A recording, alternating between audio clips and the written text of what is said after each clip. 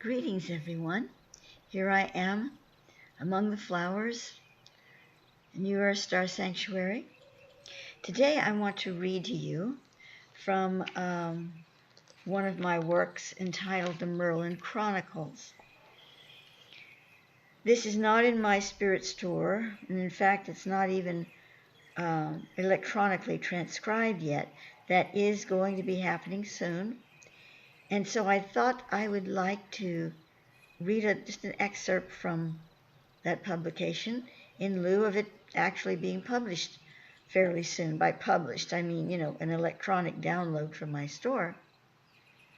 But before we begin, I wanted to tell you something else.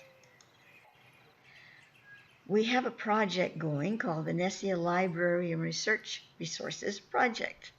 And this was instigated actually by Kailasa Jagwestar, who's been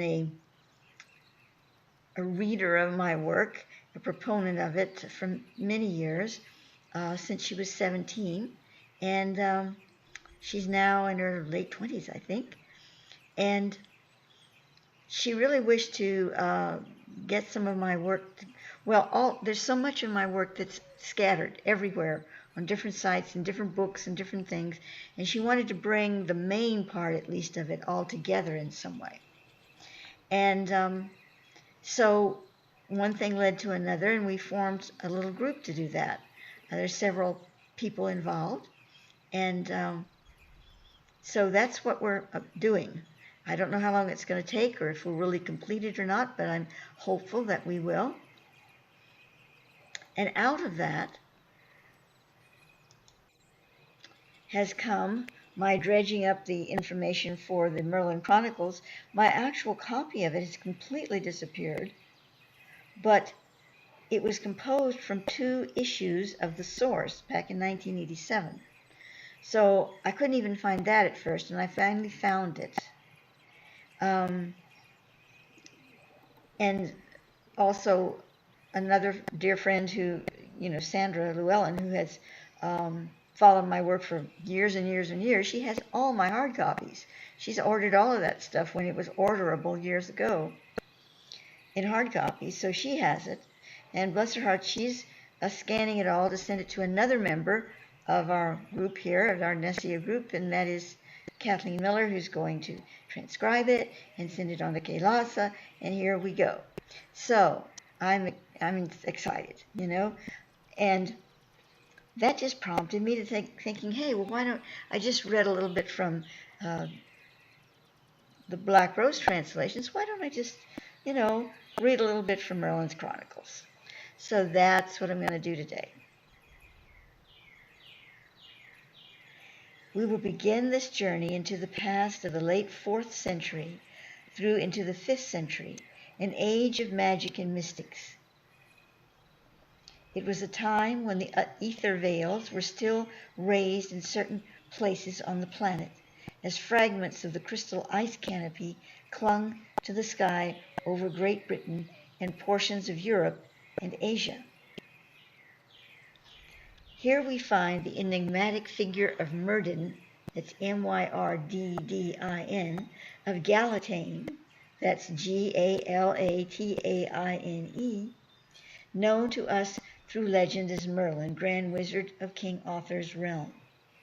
Yet it is not the wise and somewhat eccentric Merlin of Camelot presented to us here, that was brought forth in tales and mythos, but the actual personage who, long before he became Arthur's mentor, was a youthful and vital initiate, master of the mound. A loyal following aided this illumined master in his earth-changing works for the planet and its living creatures, both human and non-human. This intriguing window was opened for me several months ago. Now I'm reading in 1987 when I say several months ago, by my benefactor Thoth.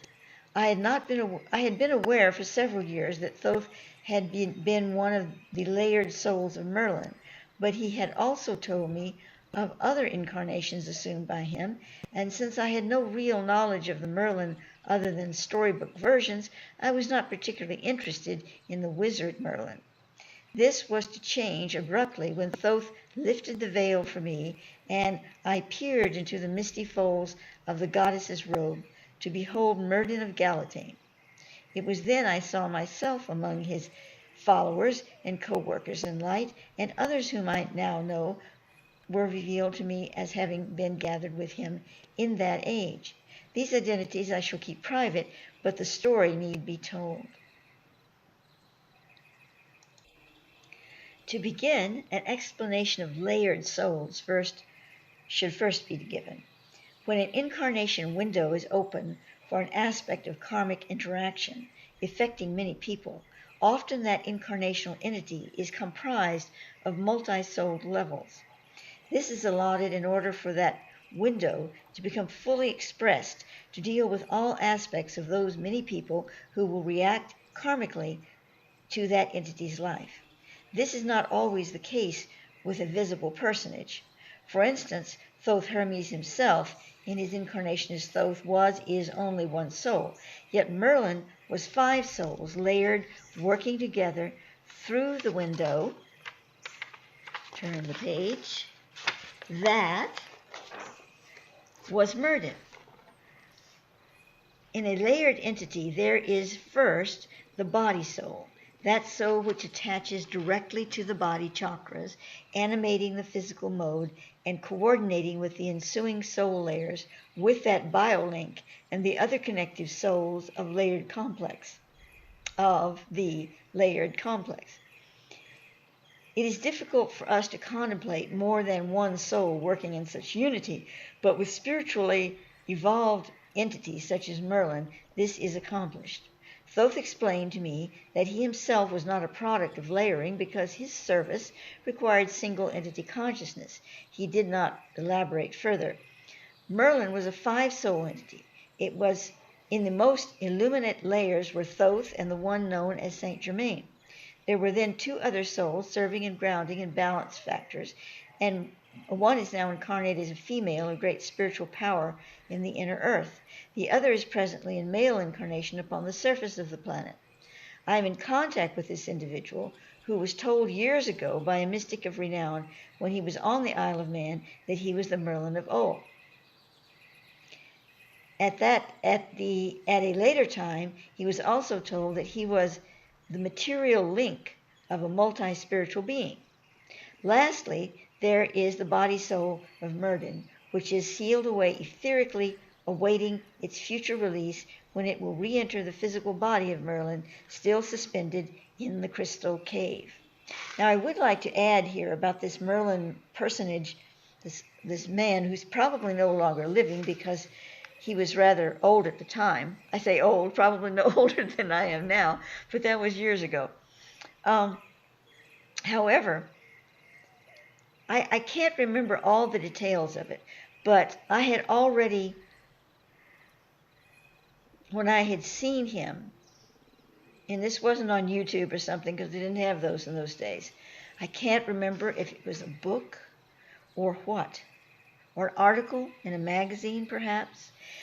That was when I received that he was this Merlin soul. As I remember it, because this was a long time ago. And then somehow I was contacted by him. I didn't reach out and try to find him. It was a really interesting way how we got in touch through letter writing. And when I told him this, he said, well, I already know that. And he told me the whole situation where he'd been told this, all of this. So, I'm sure that you could throw a stone and hit somebody that thinks they're Merlin, okay? But this fellow, I'm just telling you my story. This is what I was told. I didn't know he knew that himself, and when I contacted him, his whole story was revealed. So that's pretty interesting. To continue, Merlin's family name, so Thoth informs me, was Galatane.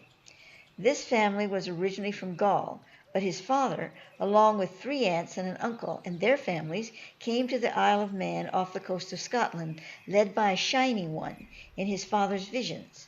It was there, upon this small island, that Merlin was conceived and born. Merlin's father, Hestor, was part ultra-terrestrial from the blue star Rigel and Orion. He was also some cosmorphic or fairy. This was in an age when the veils which separate the human and nature kingdoms were still fluttering in the winds of change. Thus the fairy people, or cosmorphic beings, could at certain levels merge their seed with humankind. Hester and his kin had a strange blend in their veins, coming from the stars, the nature realm, and the Gauls.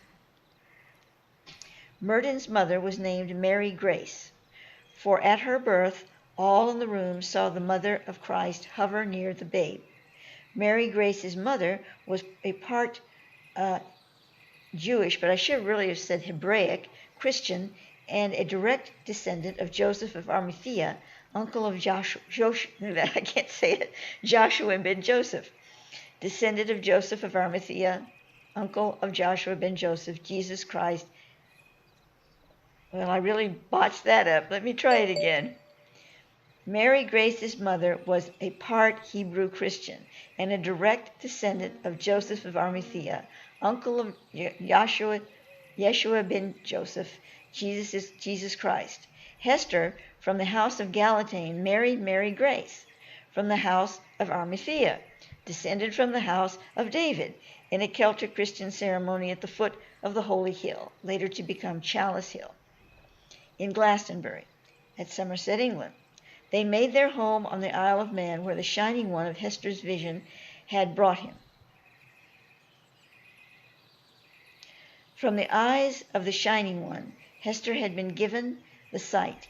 He had witnessed the sky jewel, meteor fragment, strike man, long before his birth, cracking the earth and burrowing deep within the cold winter ground. From that small crack came forth a spring, from which flowed a sparkling creek.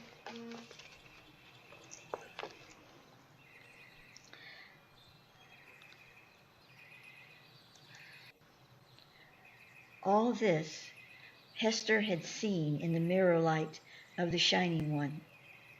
Thus he needed no common hand to guide him to the sacred spring, for it brimmed within his heart and flowed without hindrance through his seeking mind. When Hester and his young bride arrived at the spring, he built a home nearby of yew tree and deer hide. Here Merlin sought the psalm of life, grasping it eagerly with his strong lungs in the dawn of what is now set down as September 15th, the year of our Lord 363, incidentally at 5:58 a.m.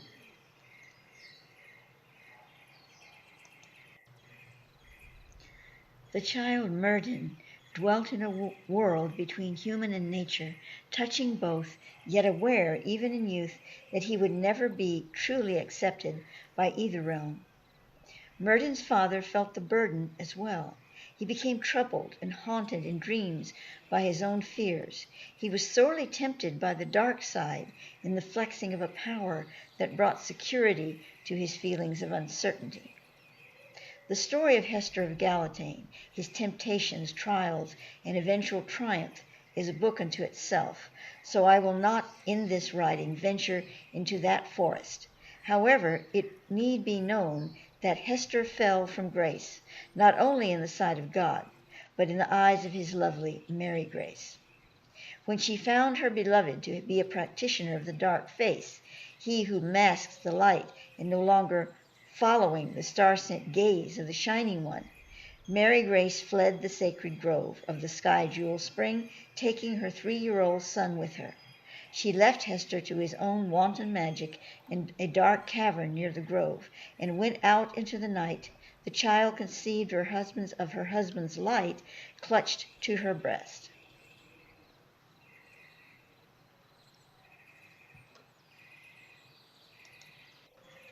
Mary Grace found refuge in the convent of Shoreham, a Celtic pagan Christian convent on the Crystal Isle of Glastonbury, near the holy hill of her wedding. Yet even the sacred waters of its well could not flush the tears of sorrow buried deep in her heart. Hester was driven from man by his brother and sisters. He went into Wales to dwell for the rest of his life. Yet upon his deathbed, in the last moments of life, the full measure of his faith was restored, and through the grace of the Shining One, he returned in etheric body to the spring of the sky jewel. There he found Merlin inside the dark cave where Hester had fallen from light. Merlin and his father stood together for the first time since Mary Grace took her babe from the grove on that terrible eve. Hester's etheric body was as strong as his power, dark or light, had ever been. The two men embraced, and Hester pressed into his son's hand an amethyst key. The older man was then consumed in light, and as a tide slipping from a sunlit shore, he departed his son and his life, emancipated from darkness forever.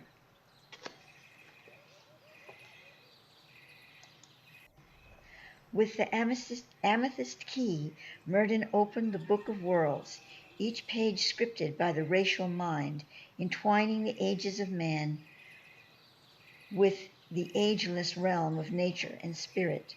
The amethyst key was a divining rod in the form of a key. It had been crafted of sacred fire in Atlantis by the masters of the Blue Star. It in itself, like any tool of divining, was merely a potent source of focus for the power within the controlling entity. Thus, from his father, Merlin received the path to his own power, as we all must come upon that path made for us by our preceding generation. In overcoming darkness, light takes its strength. So the old cavern of Hester's fall from grace was transformed by his son into a palace of crystal quartz. In this sanctuary, fasted from the sun's dance, the crystal walls were lit with the flame of Merlin's spirit, burning deeply into the tallow of his own soul. This is my image of a young Merlin that I created with Poser when Poser worked for me, which it doesn't anymore. They changed it, and it just isn't a tool in which I can craft individual faces like I used to. But anyway, this was my rendition of him as a young man. I believe it bears a facsimile to the true Merlin.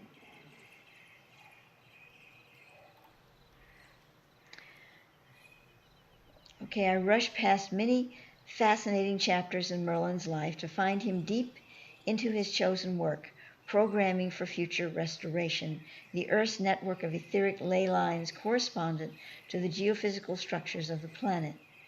What remained of the crystal canopy after Atlantis' destruction was fast decaying. Merlin, with memory of his life as Thoth of Racemus, Hermes, and other entities such as Saint Germain, worked to set memory of his life as Thoth of Racemus. I missed it. Okay, what remained of the crystal canopy after Atlantis' destruction was fast decaying. Merlin, with his memory of his life as Thoth, and I injected as Saint Germain, but of course Saint Germain was later in time, but I'm speaking of the soul of Saint Germain.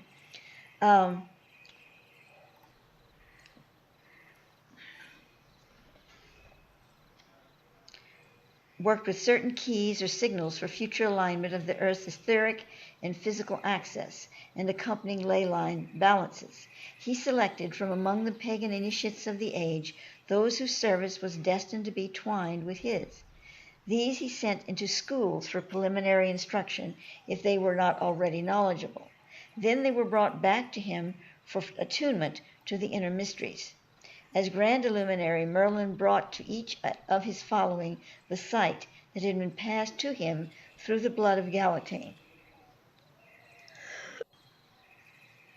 In fact, it was this very elixir in his veins, a product of three sacred paths converging, the Christ, the Blue Star, and Fairy, that quickened his living form to become the Grail for the knowledge that flowed through him. This gift was a portal brought into focus through his genetic vine, which found root in the racial mind of the three paths.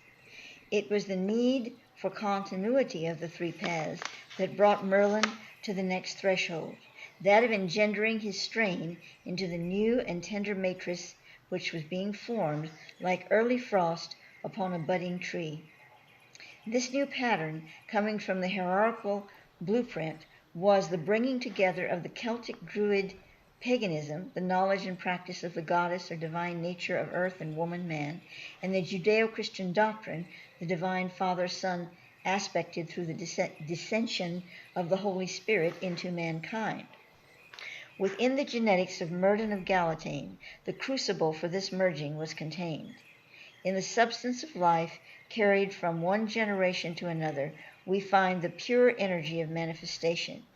Each family unit spins its own patterning of this energy, which altogether creates the essence of the racial mind, that which explores, expands, separates, and unites the many directions of spiritual experience through the cultures and races of humanity. Thus Merlin, master of the mound, also known as master of the stone, sought divine guidance in choosing the vessels that would carry his seed to fruition for the fulfillment of the new matrix.